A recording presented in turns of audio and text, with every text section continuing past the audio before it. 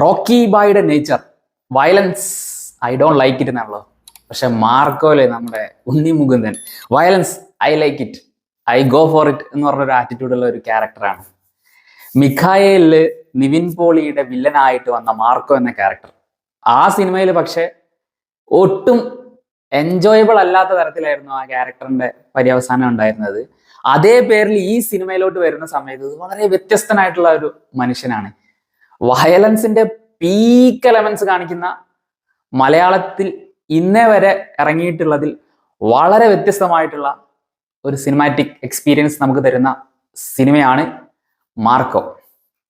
Aneef അദനിന്റെ making style നമുക്ക് അദ്ദേഹത്തിന്റെ previous movies നോക്കിയത് കഴിഞ്ഞാൽ തന്നെ മനസ്സിലാവും. ഗ്രേറ്റ് ഫാദർ ആയാലും മേക്കിംഗ് സ്റ്റൈല് കൊണ്ട് മിക്കായാലും കൊള്ളായിരുന്നു. പക്ഷെ കഥാപരമായിട്ടാണ് ഒരു പ്രശ്നം ഉണ്ടായിരുന്നത്. ഇതിലും അതുപോലെ തന്നെ ഒരു നല്ലൊരു മേക്കറാണ് അദ്ദേഹം. നമുക്ക് ആ സ്ക്രീനിൽ നോക്കിക്കൊണ്ടിരിക്കുന്ന സമയം നമ്മളെ കഥയിലോട്ട് പിടിച്ചിരുത്തുന്ന തരത്തിലുള്ള വിഷ്വൽസ് ആണ് സിനിമയിൽ കൊള്ളിച്ചിട്ടുള്ളത്. നല്ല ഗംഭീരമായിട്ടുള്ള കുറെ ആക്ഷൻ സീക്വൻസുകൾ പാക്ക് ചെയ്തിട്ടുള്ള ആക്ഷൻ സീക്വൻസ് എന്ന് പറയുന്നത് അത്രയ്ക്കും വമ്പം വയലൻസ് ആണ്. ഗംഭീര അടി നടക്കുന്നുണ്ടെങ്കിൽ കൂടെ അതിൽ ഇന്ന് വരെ നമ്മൾ കാണാത്ത തരത്തിലുള്ള വയലൻസ് ആണ് ഇൻക്ലൂഡ് ചെയ്തിട്ടുള്ളത്.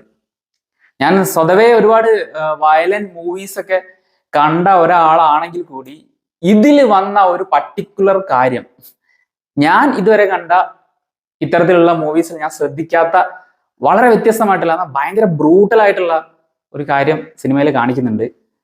അത് അതിഗംഭീരമായിട്ട് എക്സിക്യൂട്ട് ചെയ്തിട്ടുണ്ട്. ആ ഫൈറ്റ് സീക്വൻസ് എസ്പെഷ്യലി പറയുകയാണെങ്കിൽ ഒരു സ്റ്റെപ്പിലൂടെ ഇങ്ങനെ കയറി പോകുന്ന സമയത്ത് ഒരുപാട് ആളുകളെ ഒരേ സമയം ഫേസ് ചെയ്യുന്ന ഒരു സിറ്റുവേഷൻ വരുന്നുണ്ട്. അത് ഗംഭീര മേക്കിംഗ് ആയിരുന്നു ആ ഫൈറ്റിന്.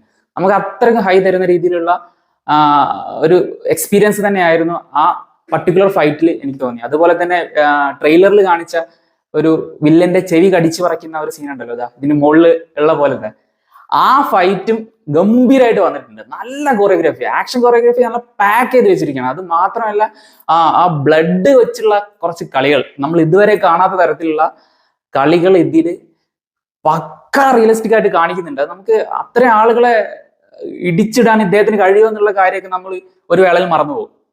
കാരണം നമ്മളത് ഇപ്പോൾ ഈ ജോൺ വിക്കിന്റെ കാര്യമായാലും ടേക്കണൊക്കെ ഉണ്ടല്ലോ, അങ്ങനത്തെ ഒക്കെ ഒരു സിനിമകൾ എടുക്കുന്ന സമയത്ത് നമുക്ക് അത് ഫീൽ ചെയ്യില്ല. ഇദ്ദേഹത്തിന് ഇത്രയും പേരെ ഒരുമിച്ച് ഇത്ര ചെറിയ ആയുധങ്ങൾ കൊണ്ടോ അല്ലെങ്കിൽ ഒരുമിച്ച് ഇത്ര പേരെ ആക്രമിക്കുന്ന സമയത്ത് നേരിടാനുള്ള കഴിവുണ്ടോ എന്നുള്ള കാര്യമൊക്കെ നമ്മൾ മറന്നു പോകും. നമ്മൾ കൺവിൻസ്ഡ് ആയിട്ട് ഇരുന്ന് കാണുന്ന ആക്ഷൻ കോറിയോഗ്രാഫി പാക്ക് ചെയ്ത ഒരു ഗംഭീര തിയേറ്റർ എക്സ്പീരിയൻസ് നൽകുന്ന സിനിമയാണ് മാർക്കോ. ഇതിലെനിക്ക് ഒരു പോരായ്മയായിട്ട് തോന്നിയത് ചില ക്യാരക്ടേഴ്സ് അല്ല, എസ്പെഷ്യലി ആ നായികന്റെ ഏരിയ വരുന്ന സമയത്ത് ഒട്ടും സിങ്ക് അല്ലാത്ത പോലെ തോന്നി. സഡൻ ആയിട്ട് പെട്ടെന്ന് ഒരു ലവ് ട്രാക്കിലോട്ട് മാറുന്നു, പിന്നെ അതിൽ സംഭവിക്കുന്ന കാര്യങ്ങളൊക്കെ ഇങ്ങനെ കാണിക്കുന്നു. പക്ഷെ നമുക്കത് കണക്ട് ചെയ്യാൻ പറ്റാത്ത തരത്തിലുള്ള മുന്നോട്ട് പോകലായിരുന്നു ആ തിരക്കഥയിൽ സംഭവിച്ചിട്ടുണ്ടായിരുന്നത്. ബാക്കി ഈ പറഞ്ഞ പോലെ തന്നെ മിഖായലിലുള്ള ഒരുപാട് ക്യാരക്ടേഴ്സ് ഇതിലുമുണ്ട്. പക്ഷെ ആ ഒരു സിനിമയും ഈ ഒരു സിനിമയും കൂടി കൂട്ടിക്കെട്ടി വായിക്കാൻ നമ്മൾ ശ്രമിച്ചു കഴിഞ്ഞാൽ ചിലപ്പോൾ നമുക്ക് അങ്ങോട്ട് ഒരു ഇന്റർലിങ്ക് കിട്ടാത്ത പോലെ തോന്നും. പക്ഷെ ആ ക്യാരക്ടേഴ്സ് ആ മുന്നത്തെ സിനിമയിലെ കുറച്ച് ഷെയ്ഡ്സ് ഒക്കെ ക്യാരി ചെയ്യുന്ന തരത്തിലുള്ള പ്രകടനം തന്നെ ഇതിലും കാഴ്ചവെച്ചിട്ടുണ്ട്. സിദ്ദിഖായിരുന്നു അതിലുള്ള മെയിൻ ജോർജ് എന്ന് പറയുന്ന ക്യാരക്ടർ. ജോർജിന്റെ ഒരു അസോസിയേറ്റ് അല്ലെങ്കിൽ അദ്ദേഹത്തിന്റെ ഒരു കാവലാളായിട്ട് ജീവിക്കുന്ന വ്യക്തിയായിട്ടാണ് മാർക്കോയെ കാണിക്കുന്നത്. മാർക്കോ അത്രക്കും ബ്രൂട്ടലായിട്ടാണ് കാര്യങ്ങൾ കൈകാര്യം ചെയ്യുന്നത്. പക്ഷെ ആ ബ്രൂട്ടലായിട്ട് കൈകാര്യം ചെയ്യുന്നു എന്ന് പറയുമ്പോൾ തന്നെ അത് ഫോഴ്സ്ഫുൾ ആയിട്ടല്ല കാണിക്കുന്നത്. വളരെ ഓർഗാനിക്കലി അദ്ദേഹം അത് ആ തരത്തിൽ റിയാക്ട് ചെയ്യുന്ന തലത്തിലേക്ക് കൊണ്ടുവരുന്ന രീതിയിലുള്ള കഥാസന്ദർഭങ്ങളാണ് തിരക്കഥയിൽ ഉൾപ്പെടുത്തിയിട്ടുള്ളത്. അതുകൊണ്ട് നമുക്കതൊരു കല്ലുകടിയായിട്ട് തോന്നില്ല. സ്വതവേ എനിക്ക് ഉണ്ണി മുകുന്ദന്റെ സിനിമകൾ കാണുന്ന സമയത്ത് ചില ഡയലോഗ്സിന്റെ കാര്യങ്ങളിലൊക്കെ ചില ഫ്ലോസ് ഒക്കെ തോന്നാറുണ്ട്. ലൈക്ക് നമുക്ക് ആ ക്യാരക്ടർ സംസാരിക്കുന്ന പോലെ ചിലപ്പോൾ തോന്നാറില്ല. എനിക്ക് പേഴ്സണലി അങ്ങനെ തോന്നാറുണ്ട്. പക്ഷെ ഈ സിനിമയിൽ എടുത്തു നോക്കുമ്പോൾ അദ്ദേഹത്തിന്റെ പെർഫോമൻസ് നമ്മൾ ഒരു 85 to 90% അപ്രീഷിയേറ്റ് ചെയ്യേണ്ട കാര്യം തന്നെയാണ്. അത്രയ്ക്കും എഫേർട്ട് എടുത്തിട്ടുണ്ടെന്ന് സ്ക്രീനിൽ ആ പ്രകടനം കാണുമ്പോൾ നമുക്ക് മനസ്സിലാവും. എസ്പെഷ്യലി ആ സ്റ്റെപ്പിലൂടെ റൺ ചെയ്തിട്ടുള്ള ഒരു ഫൈറ്റും പിന്നെ ട്രെയിലറിൽ കാണിച്ചിരിക്കുന്ന ചെവി കടിച്ചു പറിക്കുന്ന ആ തരത്തിലുള്ള ഫൈറ്റും ഗംഭീര എക്സ്പീരിയൻസ് ആണ്. നിങ്ങൾ തിയേറ്ററിൽ തന്നെ പോയി കാണേണ്ട ഒരു സിനിമയായിട്ടാണ് എനിക്ക് ഫീൽ ചെയ്തത്.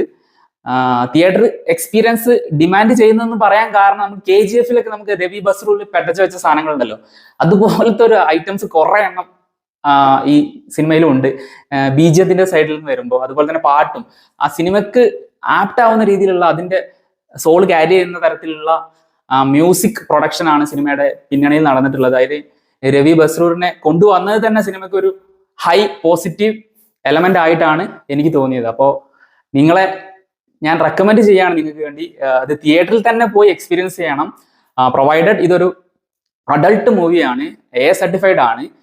ബ്ലഡ് ബാത്തും അതുപോലെ തന്നെ ഈ വയലന്റ് ആയിട്ടുള്ള ഒരുപാട് രംഗങ്ങൾ അടങ്ങിയിട്ടുള്ള ഒരു ഗംഭീര തിയേറ്ററിക്കൽ എക്സ്പീരിയൻസ് തരുന്ന ഒരു കിടിലൻ മൂവിയാണ് മാർക്കോ. നിങ്ങൾ കണ്ട ആളാണെങ്കിൽ നിങ്ങളുടെ അഭിപ്രായം താഴെ കമന്റ് ബോക്സിൽ രേഖപ്പെടുത്താം. മറ്റൊരു വീഡിയോ ആയിട്ട് വീണ്ടും കാണാം. ബൈ.